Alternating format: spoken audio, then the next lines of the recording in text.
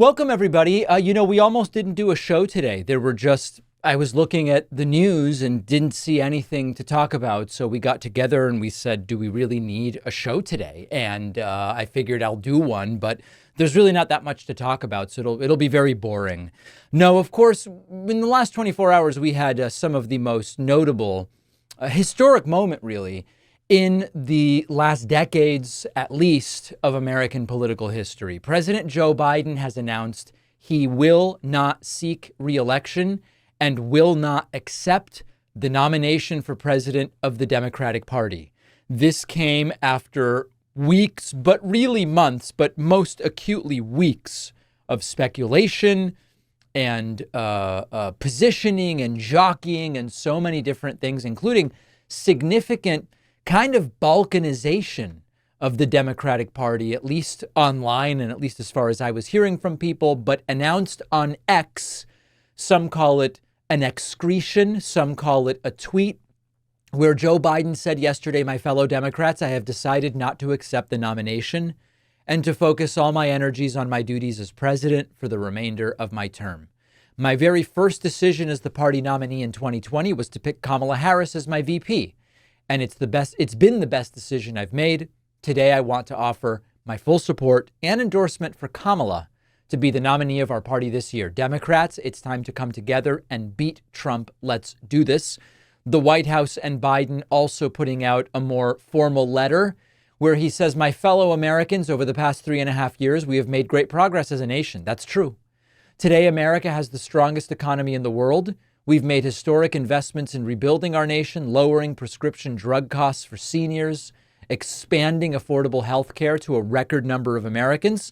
He goes on to tout accomplishments and says, I know none of this would have been done without you, the American people. Together, we overcame a once-in-a-century pandemic and the worst economic crisis since the Great Depression. We've protected and preserved democracy and revitalized and strengthened our alliances around the world. It has been a great honor, he says, and while it has been my intention to seek re-election, I believe it is in the best interest of my party and the country for me to stand down and to focus solely on fulfilling my duties as president for the remainder of my term. I will speak to the nation later this week in more detail about my decision. He expresses gratitude, etc. Trump and Republicans wasted their entire convention attacking a guy who was no longer their opponent. Now, this will not be easy, but it could work. Just because Biden endorses Harris doesn't mean she has to be the nominee. I would be fine with an open process. I was getting texts yesterday from other hosts and pundits and different people, everybody saying, David, do you want an open convention or do you want Harris? Well, I would love an open convention, and I believe Kamala Harris will win the nomination. Money pouring into her after the endorsement by Joe Biden, and we will talk about that later. We have a statement from Kamala Harris as well, where she thanks President Biden for his extraordinary leadership, says it's been a profound honor to serve as his VP and is grateful to his entire family, talks about how they first met. She says, I am honored to have the president's endorsement, and my intention is to earn and win this nomination. Earn and win this nomination, saying there are 107 days left until Election Day. Together we will fight, and together we will win. Note that the talk for months from people about Biden has to get out, the people that are now patting themselves on the back, I don't think that did a damn thing. What it ultimately took is the American people just seeing what's going on. The American people, not some fear-mongering pundits. The American people on June 27th watched the debate and said, this isn't so good, we're concerned. And then the American people saw the Biden press conference and the George Stephanopoulos interview, and donors lost confidence and stopped donating. That's what it was. Now, I will tell you, I see the decision here by President Biden as quite brave. He is actually choosing what's best for the country over himself.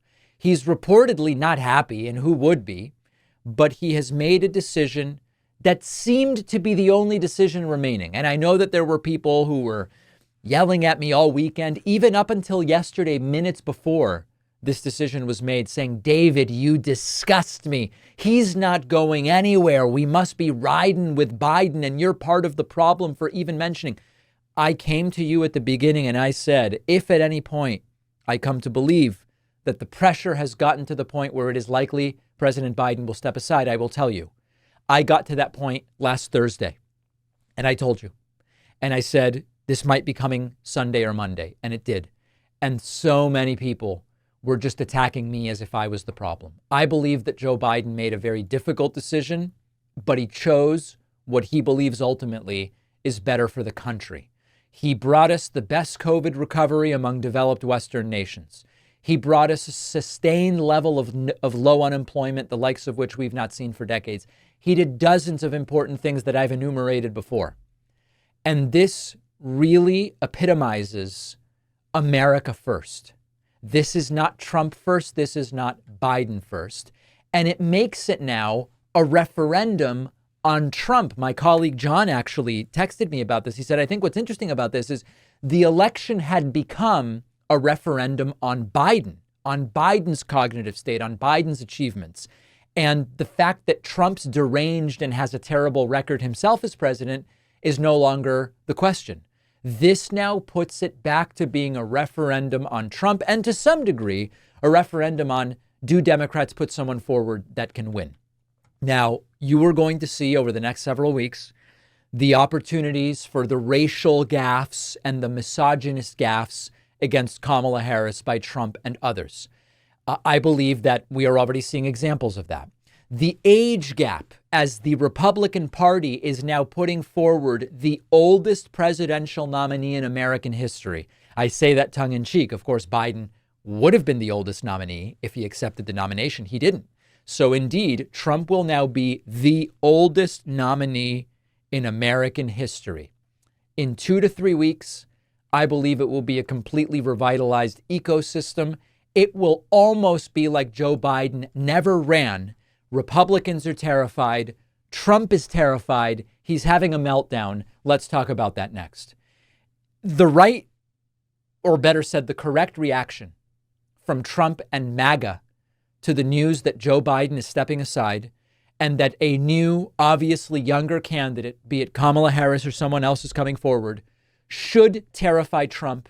And it is terrifying Trump. Trump having a complete and total childish, poop in the sandbox so nobody else can use it tantrum on Truth Social. He's terrified about having to run against Kamala Harris, and he should be, because she will wipe the floor with him in debates if Trump agrees to any, which he's already setting up not to, because he's terrified. Newt Gingrich, Mike Johnson, others, they are complaining this violates democracy. They are going to try to put forward legal mechanisms to keep Joe Biden's replacement off of the ballot. They are terrified, and so is Trump.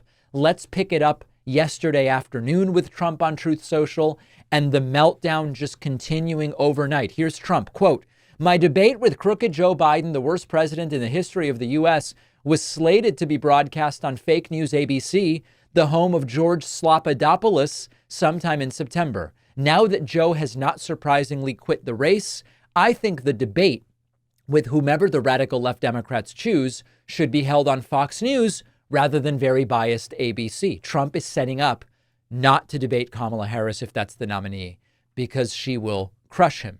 Trump continuing, "So we are forced to spend time and money on fighting crooked Joe Biden, and he polls badly after having a terrible debate, and he quits the race. Now we have to start all over again. Shouldn't the Republican Party be reimbursed for fraud in that everybody around Joe, including his doctors and the fake news media, knew he was not capable of running for or being president? Just asking. Trump now wants money because Biden is not going to be the nominee. Can you imagine?" Trump continuing, "It's not over. Tomorrow, crooked Joe Biden's going to wake up and forget that he dropped out of the race today." Trump continuing with, quote, "Biden never had COVID. He is a threat to democracy." And then picking up on the Biden should resign angle, which we will delve into in more detail shortly, Trump saying, quote, "Who's running our capital C country right now? It's not Crooked Joe. He has no idea where he is. If he can't run for office, he can't run our country." Then this morning, Trump continuing and just absolutely furious about every element of this. Quote, "The Democrats pick a candidate, Crooked Joe Biden. He loses the debate badly, then panics and makes mistake after mistake, is told he can't win, and decide they will pick another candidate, probably Harris. They stole the race from Biden after he won it in the primaries. A first. These people are the real threat to democracy." Remember that in the aftermath of the assassination attempt against President Trump, Trump and others were saying, calling me a threat to democracy incites violence. Now they are calling President Biden a threat to democracy. By their standard, we must interpret this as them inciting violence. And then finally this morning, Donald Trump, he's probably posted more since then, but at some point I've got to get to recording the show. I can't just keep reading his troths.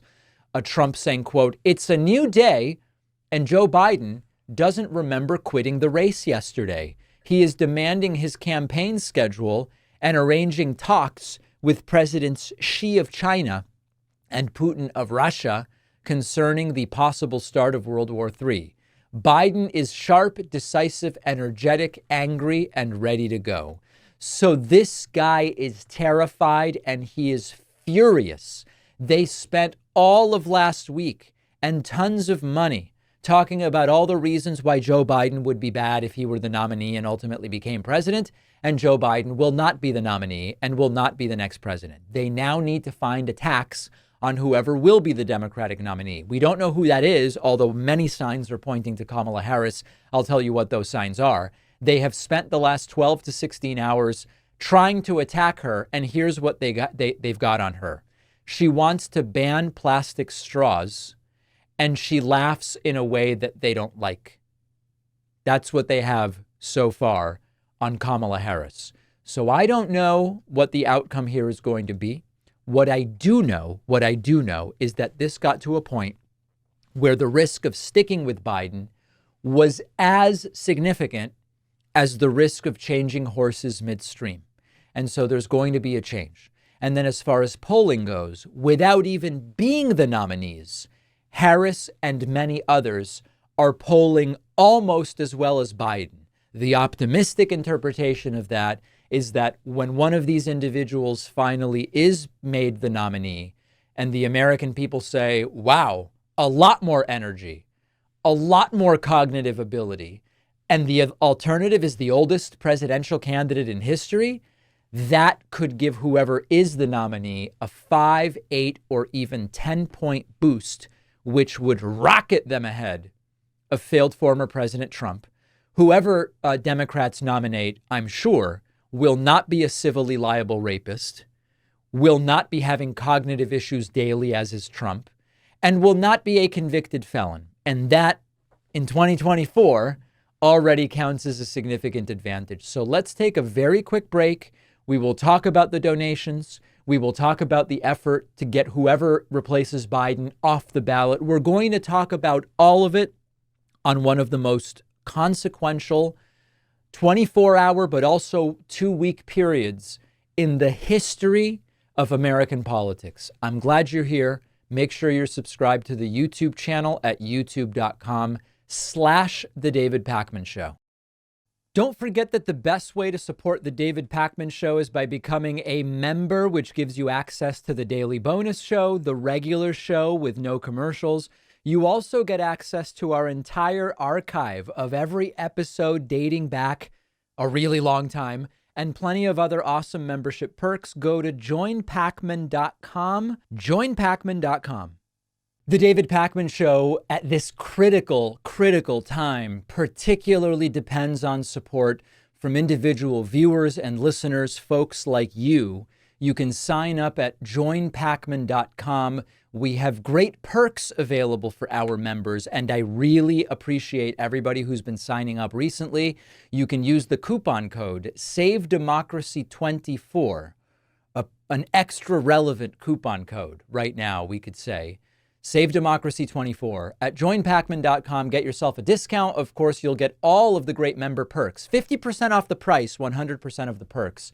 The daily bonus show, commercial-free audio and video streams of the show, the soundboard, and everything else. At joinpacman.com, you can also pre-order my book, The Echo Machine. Just about anywhere books are sold. Amazon, Barnes & Noble, Audible, Apple Books, bookshop.org. I know I'm forgetting many places. Check it out. The Echo Machine by David Pakman. Interesting stuff. Money is pouring in for Kamala Harris. The biggest fundraising day of the campaign for Democrats, the day that President Joe Biden announced he would be stepping aside and not seeking nor accepting the 2024 Democratic presidential nomination. You have to see these numbers. And the reason we care about this, of course, is donations as a proxy to enthusiasm. In the last 2 weeks, we saw fundraising dry up for Joe Biden.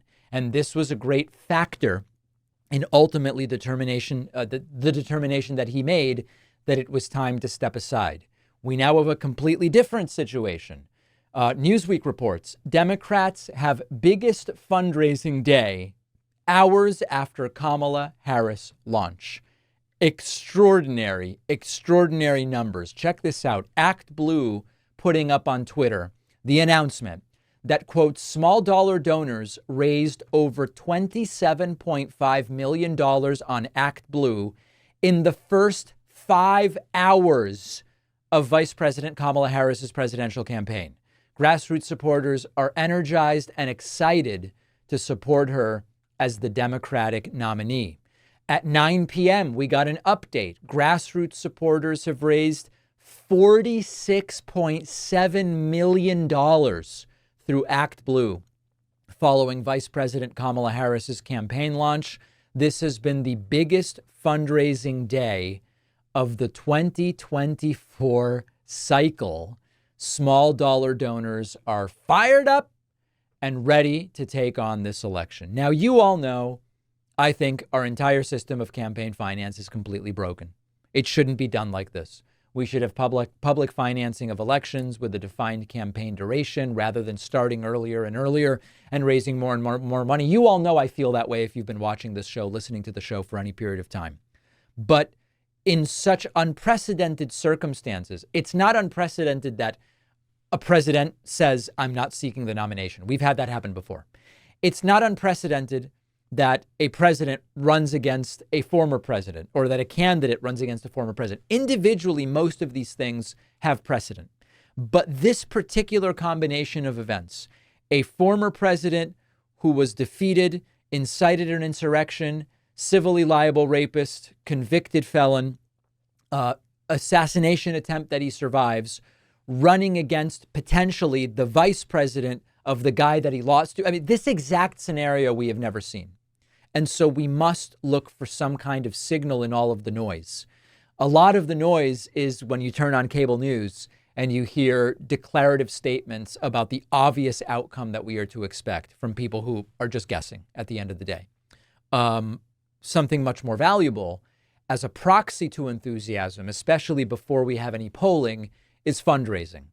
And the fundraising numbers for Kamala Harris are absolutely stunning. Now, she's not even the nominee yet, and I am absolutely supportive of an open process at the convention. I have no problem with that.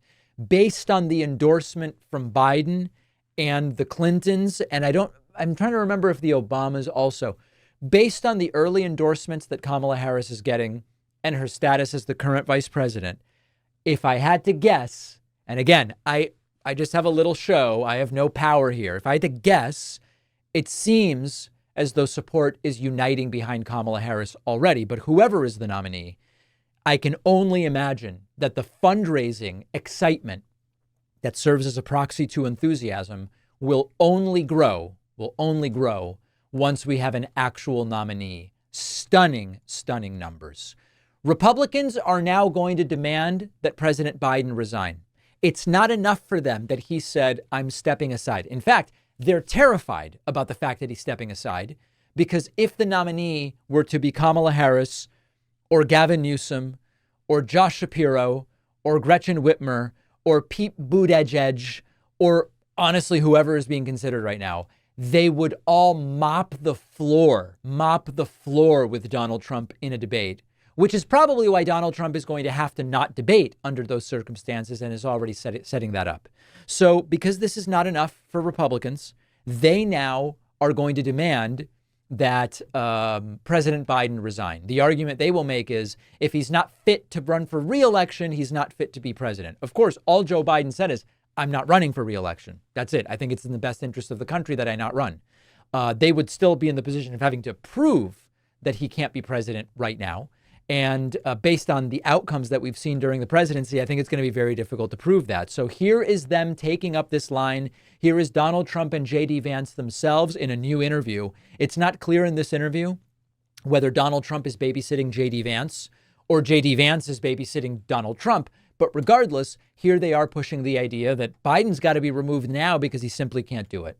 You'd investigate the people that hid Joe Biden's condition? Well, I think somebody has to look at it. Look, you had people that lied to the American public. And I tell you what, you ought to take a look at his doctors. Because I'll tell you what. His doctors keep giving him this wonderful report. I'm not a doctor, but I saw him the other day, was unable to get up the children's stairs going into Air Force Ones. Is it a coup against Joe Biden?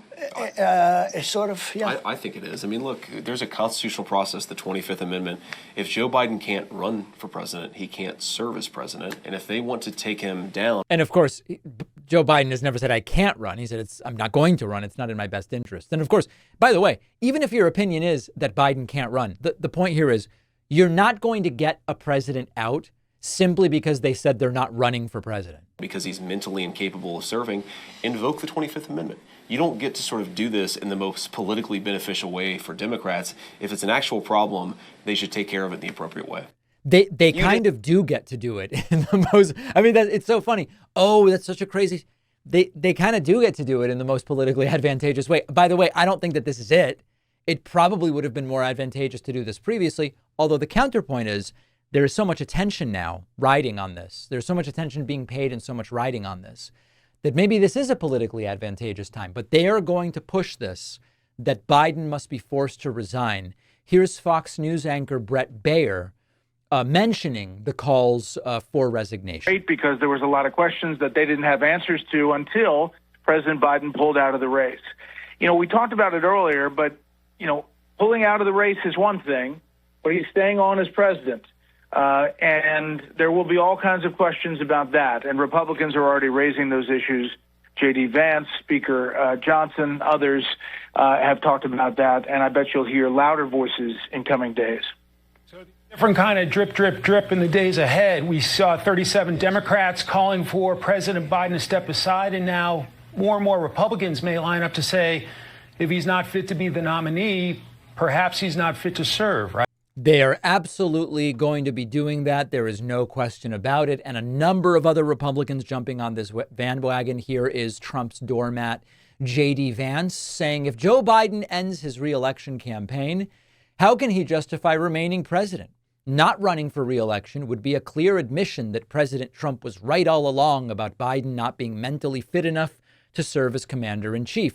There is no middle ground. MAGA Mike Johnson tweeting out, quote, at this unprecedented juncture in American history, we must be clear about what just happened. The Democrat Party forced the Democratic nominee off the ballot 100 days before the election, having invalidated the votes of more than 14 million Americans who selected Biden to be the Democrat nominee for president. The self-proclaimed party of democracy has proven the opposite.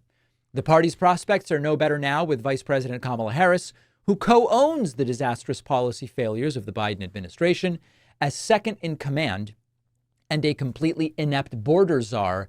Harris has been a gleeful accomplice not only in the destruction of American sovereignty, blah, blah, blah, blah. Eventually getting to, if Joe Biden is not fit to run for president, he is not fit to serve as president. He must resign the office immediately. November 5th cannot arrive soon enough. They are terrified. They are terrified because this is all bad. If you simply switch from someone polling 44% against Trump, about whom all the media coverage for 2 weeks, 3 weeks has been, this guy's unfit, to someone who is 20 years younger, at least, roughly, and or at least, than Trump, who would wipe the floor with him in a debate and is already polling 40 or 41 against him.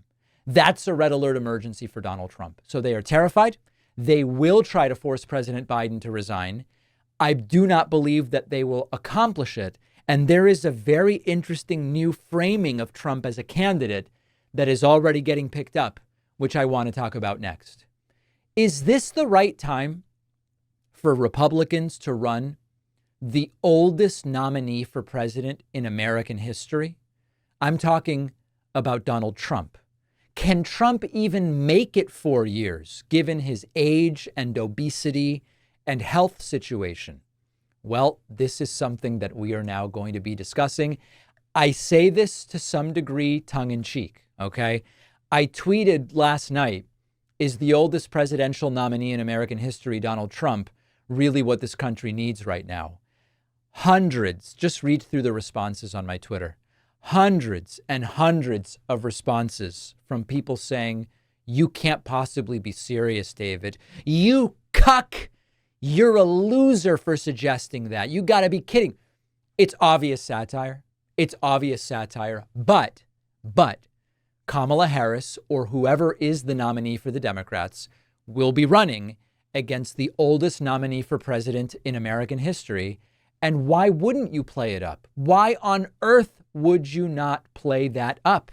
It's starting to get attention. Here is CNN's Caitlin Collins interviewing right-winger, generic right-winger, NPC right-winger Scott Jennings, and she mentions it. Trump is now the oldest nominee that we've ever seen in U.S. presidential history.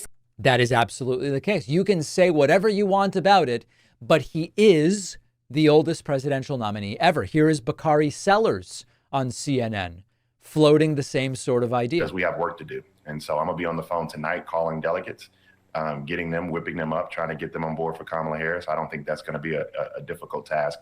And anything else the vice president needs to do, I'll be there. Because right now, Kamala Harris has her work cut out for her. She's running against the oldest nominee for president of the United States in American history. And so when you have this type of change election, when you have this type of generational divide that you have, it's a question of whether or not you want to go backwards with Donald Trump or forward with Kamala Harris. I love that. Is this really a safe time to take a chance with the oldest presidential nominee in American history? And I know that many of you understand and kind of join me in the satirical perspective on this. But if it works and it's true, why would you not go for that? Why would you not go for that? Listen, Joe Biden did the patriotic thing. Joe Biden did the put America first thing and said it's in the best interest of the country not to have someone who would be, 85, 86 at the end of the next presidential term. Joe Biden had the intelligence, wherewithal, and humility to do it. And you want us to take a chance on the oldest presidential nominee in American history? I don't think so. So listen, I don't know where this is going to go. Let's draw a line in the sand and say, where are we right now? In general election polling as of today, Trump versus Harris. This is only one of the possibilities, but it's looking like one of the more likely ones. Right now, it's Trump plus 1.7. So overnight, by going from Biden to potentially Harris, Trump's lead has been cut in half. Trump's lead went from 3.3 over Biden to 1.7 over Kamala Harris. This is no guarantee of anything, but it's where we are right now, and we will follow it very, very closely. If you value what we do at The David Pakman Show, remember to support us on Patreon. Go to patreon.com/David Pakman Show, where you can get access to behind-the-scenes videos, the Daily Bonus Show, the commercial-free Daily Show. You can support the show for as little as $2 a month. Check it out at patreon.com/David Pakman Show. The right-wing media machine, including Fox News and MAGA, spent yesterday afternoon into the evening trying to figure out how can we start attacking Kamala Harris. They are assuming, maybe rightly, maybe wrongly, that Kamala Harris will be the Democratic presidential nominee replacing Joe Biden. And so they've got to start going after her as hard as they possibly can, except they have nothing. They have nothing. Trump at his own rally making fun of her laugh, saying that it's a cackle. Sean Hannity last night, using the exact same approach, making fun of how she laughs. This is their takedown of Kamala Harris. Here's just one reason that voters seem to detest Kamala Harris. You decide.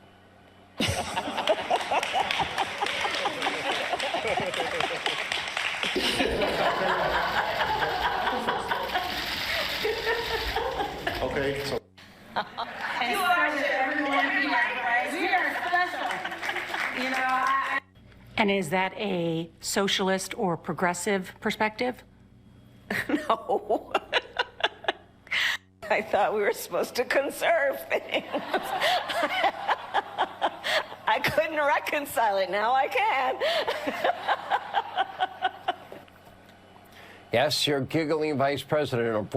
Yeah, there you go. So she laughs, and I guess to people who have both no sense of humor and hate their lives, a vice president who laughs is a very, very bad thing. By the way, hard to say that the way you laugh is a real problem while supporting Tucker Carlson. Right? So if we're going to open the door to how people laugh, it seems like a dangerous door to open. But this is all they have. Former Trump advisor Kellyanne Conway, the author of the term alternative facts, she went on Fox News and said that Kamala Harris doesn't speak well and doesn't work hard. And therefore, I guess people should vote for the civilly liable rapist convicted felon. She had disastrous staff turnover as vice president. I check it on the daily. Her public schedule, gentlemen, rarely has anything on it or one or two things on it. She does not speak well. She does not work hard. All right, so she doesn't inspire Kellyanne, let me anyone. ask you. And she should not be the standard bearer for the party. Yes. All right. So really, it's all, I just kind of want to laugh because it's like, this is your critique. You guys are running Trump, who golfs more than any president in history, didn't start his days till 11 a.m. And your argument is Kamala Harris isn't working hard enough. And then back to Hannity saying, oh, Harris is really bad. She wants to ban plastic straws. She wants to ban plastic straws? I love my plastic straw. I hate those paper straws. Yep. So really grasping at straws there is Sean Hannity.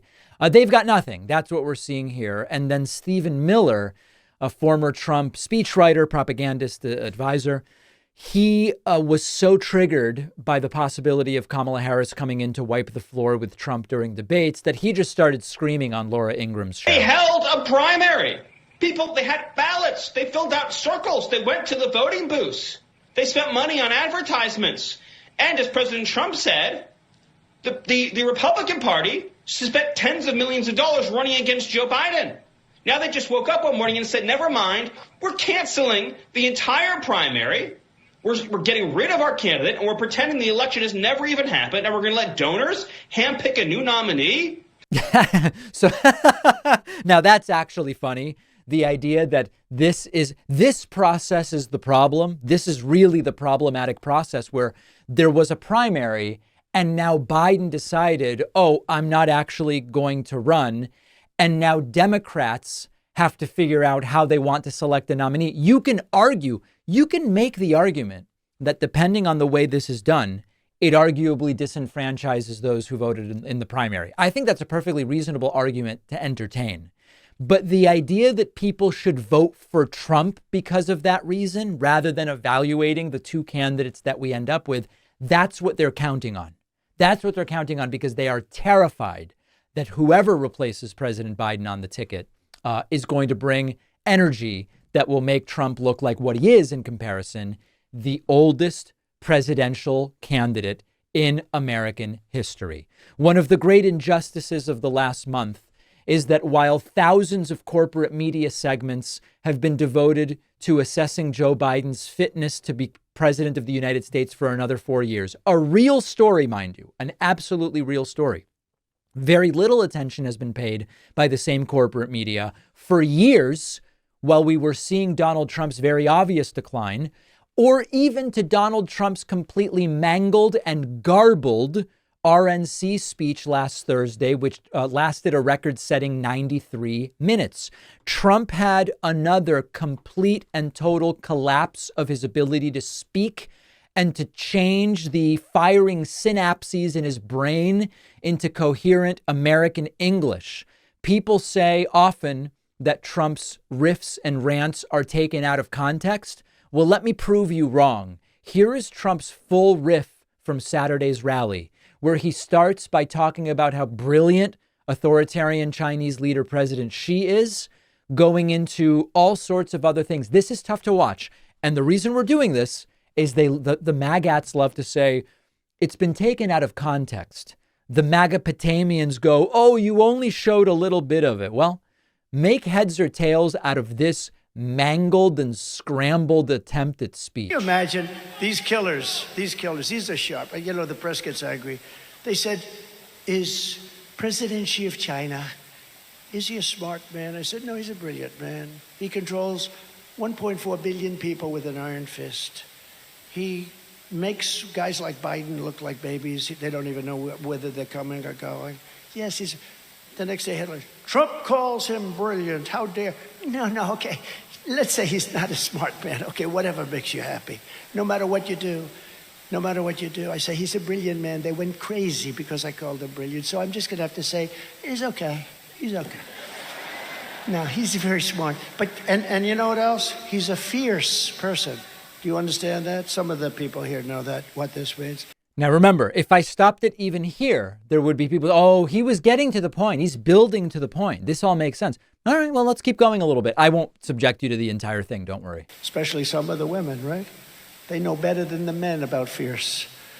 I know the women. They know better than the men. They're more fierce than the men. Oh, her. But no, he's a fierce individual. He's a fierce man. Can you imagine when he meets this guy? He thinks Trump is playing a joke on him.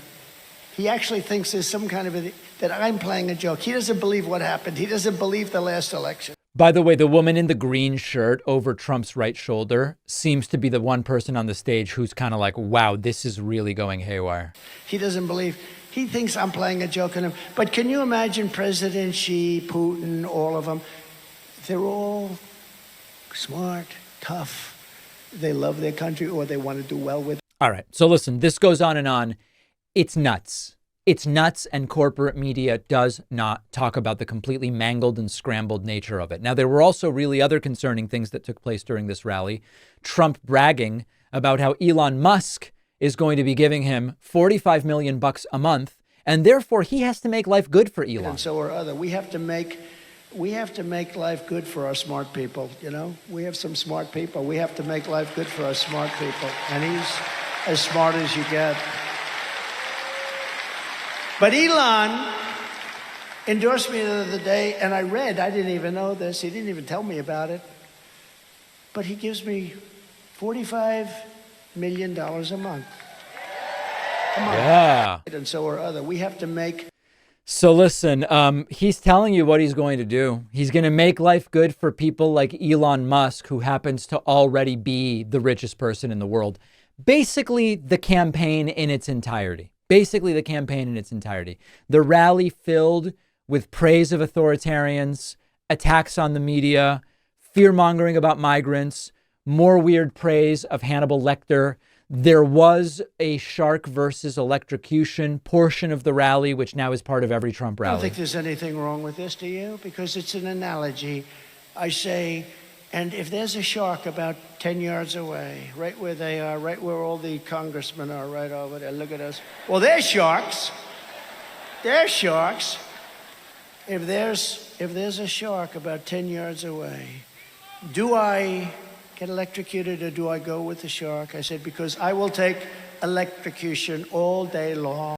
All right. So none of this makes any sense and barely a peep out of corporate media. By the way, Trump continuing to praise authoritarians and how great it is for them to protect us. They're all smart, tough. They love their country or they want to do well with their country, whatever it is, all ideology. But we have to have somebody that can protect us. And Orban was right. We have to have somebody that can protect us. Orban, an extraordinary right-wing authoritarian. This should be absolutely terrifying to anyone who wants free and open Western democratic societies. The topic of Project 2025 did come up. Trump again claiming, I don't know a thing about it, even though it's been so widely debunked. He knows everything about it. Like some on the right, severe right, came up with this Project 25, and I don't even know. I mean, some of them I know who they are, but they're very, very conservative, just like you have, they're sort of the opposite of the radical left, okay? You have the radical left and you have the radical right, and they come up with this, I don't know what the hell it is, it's Project 25. He's involved in Project, and then they read some of the things, and they are extreme. I mean, they're seriously extreme. But I don't know anything about it. Knows nothing about it, and some of the stuff is extreme, although certainly no denial that he'll try to implement every one of those things. And remember, Trump doesn't have to know every provision in Project 2025 to be inextricably linked to it, in particular now through his VP, J.D. Vance. Then we got to the go after Kamala Harris moment of the rally. This was before President Biden announced he's not running for re-election, but Trump still going after Kamala Harris because of how she laughs. This is all they have, my friends. From the moment we take back the White House from crooked Joe Biden and Kamala, I call her Laughing Kamala. You ever watch her laugh? She's crazy. You know, you can tell a lot by a laugh. No, she's crazy. She's nuts.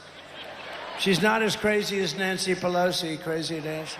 And then, of course, Trump, whose ear seems to be healing very quickly from being shot, doesn't need the huge bandage anymore. Trump trying to bring up the supporters of his who were shot a week ago at the failed assassination attempt. And he has to read them off of a teleprompter very carefully, very, very carefully to avoid mangling their names as well. Ronnie Jackson. We continue to pray for the recovery of the two citizens who were wounded in that evil attack, David Dutch and James Copenhaver, two really incredible people. We remain in contact and send our deepest respect to the families. Corey, as you know, Corey Comparator was a brave firefighter who died, funeral yesterday, shielding his wife and daughters from bullets. He shielded them from the bullets of this horrendous person. Corey was a hero, and we will carry his memory in our... You can tell he really means it and is speaking so passionately about what took place on that horrible day in Butler, Pennsylvania. This needs coverage, and it's not getting coverage because the focus has been on President Biden. Now, what's the hope? The hope is, now that Biden has said, I'm stepping aside, now that Kamala Harris or someone younger will make Trump the oldest presidential nominee in American history, we can hope, let's hope, that there will be a responsible focus on the completely disoriented, mangled nature of these rally speeches, because otherwise there's really nothing. What other shoe could drop other than taking away the thousands of stories about Biden along these lines that would still explain why corporate media won't touch Trump's behavior? Let's hope it changes. We'll take a very quick break. Make sure you've gotten the Project 2025 white paper explaining. Trump may claim not to know what Project 2025 is. I wrote a 12-page white paper about it that you can download for free at davidpakman.com/Project 2025. Follow us on social media. Interact with the David Pakman Show community. See exclusive content. See when we're taking calls live. And stay up to date on other big show announcements. We post daily. Find us on Reddit, Twitter, Instagram, Facebook, Discord, and TikTok. All right, before we kind of lose track of them and they disappear and dissipate into the ether, I did want to talk about a couple of other things today, not directly related to Joe Biden dropping out, sort of ancillary stories. There is I don't know if it's growing, but it's definitely there. There's a contingent of the Republican Party that's pushing Trump shooting conspiracy theories. Now, I'm not talking about random YouTubers or Twitch streams or TikTok videos where they are, zooming in on a series of pixels and telling you that it's this, that, or the other thing, and you kind of can't tell. I'm talking about actual Republicans. Here is one example. Here's Senator Ron Johnson yesterday appearing on Fox News' propaganda program hosted by Maria Bartiromo, where he brings up the idea of a second shooter conspiracy, which you might remember in Sanesville, in the world of rationality and reality. The idea of was there one shooter or were there two shooters lasted about 5 seconds, and very clearly we figured out there was one shooter. Here's Ron Johnson saying he saw some videos on the internet that were pretty damn compelling. Was it one rifle? Was it more than one? I've seen some pretty interesting video on the internet by experts that certainly calls into question what the FBI is telling us about a single shooter. Again, we're only just beginning this, but it is so important that people who saw things, that have information, they preserve it, they memorialize what they saw, because memories change over time. They can be influenced. So it's good news on a bipartisan basis. Chairman Blumenthal and I are dedicated to taking transcribed interviews with law enforcement and public, just members of the general public that were at that rally. No matter how insignificant your piece of information might be, it might lend to provide the full story of what happened, because the American public needs to understand what happened here. Yeah, and of course, he's completely right about if you did see something, you should be interviewed. There should be a record of it. No question there. But opening by saying, I saw some pretty compelling expert videos online about two shooters. And then Maria Bartiromo tries to clarify this. Of course, those videos have been spread relatively irresponsibly in terms of the claims that are attached to them. Nothing wrong with putting out the video, obviously, but the claims that are being made strongly and definitively are claims that have been debunked at this point in time. But Maria Bartiromo asks about it. So are you questioning whether or not there was a second shooter? Is that what you're questioning? Or if the shooter had a different gun? I saw an extremely convincing video online. I know it's all over the place. There were 3 distinct shots early on. The video is not convincing, but I encourage you to go look at it. Followed by another 5 in more staccato, more rapidly fired, and then the final one, which we believe took the shooter out. How do you explain that? I don't know. I'm not an expert. But the individual putting that video out says it clearly shows that there were at least 3 different weapons fired that day. Again, I don't know, but we can't trust the FBI and the Secret Service to do an honest and open and transparent investigation. That's just a very sad fact. So we've got to rely on other sources, independent, to really find out what the truth of the matter was on Saturday, July 13th.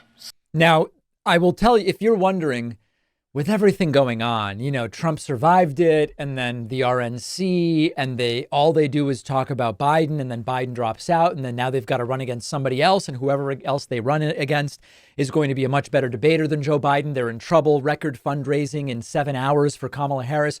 In all of this, why would second shooter conspiracies be relevant? Let me pause and let you think of an answer. No, I won't actually pause, since you could pause the podcast, presumably. The reason is they don't want this to simply be left as a Republican went and tried to shoot the Republican nominee. And that's kind of the whole story, because that doesn't really let you blame the left. Now, they're blaming the left anyway. Don't be confused. They're still trying to blame the left. And I'll give you an example of that in a moment from one of Donald Trump's children. But they could much more readily at least lie that this was caused by left-wingers if they can introduce confusion or plausibility about an additional shooter, an additional gun, a conspiracy, maybe even involving Joe Biden or the FBI or Secret Service or whatever. So that's their reason for doing this. We don't have any convincing video that suggests anything about second shooters, and all of the so-called experts have been debunked. And some of those experts aren't even really experts. I saw there was a Republican congressman, I think Corey Mills, going around. Rather than being introduced in some clips or presented in some clips about his interview as a Republican congressman, he was introduced as like a weapons expert or something like that. Now, he may know about weapons, but you have to see this through the prism of he is a partisan political actor that doesn't want it to be as simple as a Republican did it. That's not good for them. Eric Trump suggests that Democrats might be behind trying to kill Donald Trump in that assassination attempt, despite the reality that we have no evidence for that, despite the reality that what we do know is that a Republican 20-year-old shot Trump with a gun that Democrats would love to be not available. They are desperate to try to find a way to blame Democrats. And Eric Trump appeared on Maria Bartiromo's show and just says, we said the Democrats would stop at nothing, and we were right. Before, I said that the Democrats would stop at absolutely nothing. They've tried to impeach him. They've tried to take him down. They've tried to break up our family. They've tried to bankrupt us. They've sent every subpoena at us. And I've said on this show before, I wouldn't be surprised if they tried something even worse, alluding to exactly what happened just over a week ago from today. And I was right. Yeah, except that Democrats didn't try anything. A Republican shot his dad. A Republican shot his dad. Has nothing to do with Democrats. And they better get more security on him. They better get more security, and they better figure out what the hell the breakdown was. But to allow somebody on a roof 130 yards away with an AR-15, which is a chip shot, everybody who's even remotely competent in anything having to do with the shooting sports understands that this is a chip shot. It's unacceptable, and it can never happen again. And I just... It's such an infuriating time. I almost lost my father that day, you know, with my kids on my lap watching. This cannot happen in the United States of America. It cannot happen, Maria. Just to be clear, you did ask for more security around your father, correct? I have said several times that there should be more security around him because the people on the other side, and there are people in the other side, it was a Republican who shot him. This country who would be willing to do the unthinkable. And I was proven right. And I'm not a tinfoil hat wearing guy. In fact, I'm probably a little bit more centrist than a lot of people would otherwise understand. But I've seen the way that they've attacked him. I've seen the way that they've tried to get him, and they would stop at absolutely nothing. And I want to see my father protected. And I think, you know, the entire democratic world wants to see, you know, their elected officials protected. This is just so wild. You know, they, Democrats, the left. A Republican shot his dad, and it's an absolutely terrible and disgusting thing. Shouldn't have had that firearm, shouldn't have had access to it, shouldn't have been on that roof. A lot of shoulds and shouldn't haves. But this obsession, this determination with blaming Democrats, it's pathetic. They're going to keep it going. In the absence of anything else to use against Kamala Harris or whoever is the nominee, they will probably say Harris is from the mold that led to the shooting. I'm like, what are you talking about? It was a Republican who shot your dad. But they've got a hammer. They've got a hammer. That's the one tool they have. So they have to make everything seem like a nail. Here's a very interesting voicemail that came in. Of course, you can leave a voicemail at 219-2-DAVID-P. That's the phone number, 219-2-DAVID-P. Here's a hot caller who says, people seem to be moving on from Joe Biden very quickly, which is exactly what I predicted at the top of the show. Hey, David. I'm just surprised at how everyone forgot about Joe Biden so quickly. It feels like everyone is jumping on this I hate Kamala train, and everyone says, oh, Kamala is way worse. Kamala did this. Kamala did that. And then when you say, oh, why is she worse? Why is she bad? What did she do? They can't say anything. So the narrative always changes to demonizing any sort of Democratic nominee. And it's crazy how fast that happened. Yeah, there are a lot of good points here. Now, I think it's very important to be cautious that there are some on the left who insisted that Biden had to be replaced, who, if it's Kamala Harris, will say, no, but not with Kamala. I'm just as against Kamala as I was against Joe Biden.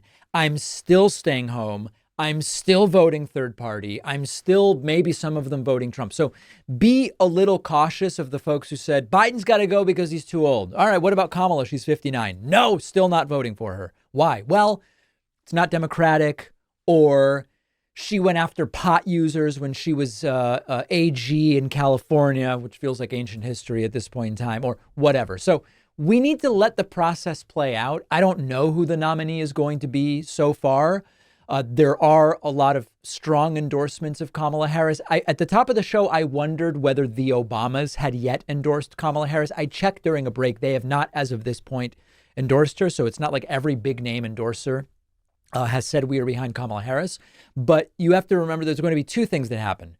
On the left, some of the people who said Biden has to be replaced, he's the worst, they will say, oh no, but not with Kamala. I'm still just as opposed to this. I got 2 emails from those folks this morning, in fact. On the right, they will shift to Kamala is also a disaster. Kamala participated in the cover-up about Biden, or Kamala is part of the same failed policies, which of course they can't name, and the economy's doing great, or whatever. So there's going to be a lot of heat on Kamala Harris if indeed it seems as though she's going to ultimately be the nominee.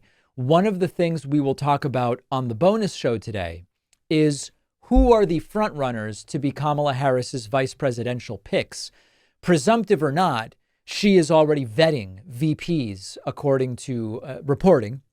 So we'll talk about that. In the midst of all of this, the White House is pushing a very interesting cap on rents, which I know Biden's not running and all these things, but it's still a very interesting piece of legislation to talk about. And then number 3, Hunter Biden has dropped his lawsuit against Fox News over their mock trial miniseries. Is it related to his father's decision not to seek re-election? We will discuss all of that and more on today's bonus show. Sign up at joinpacman.com.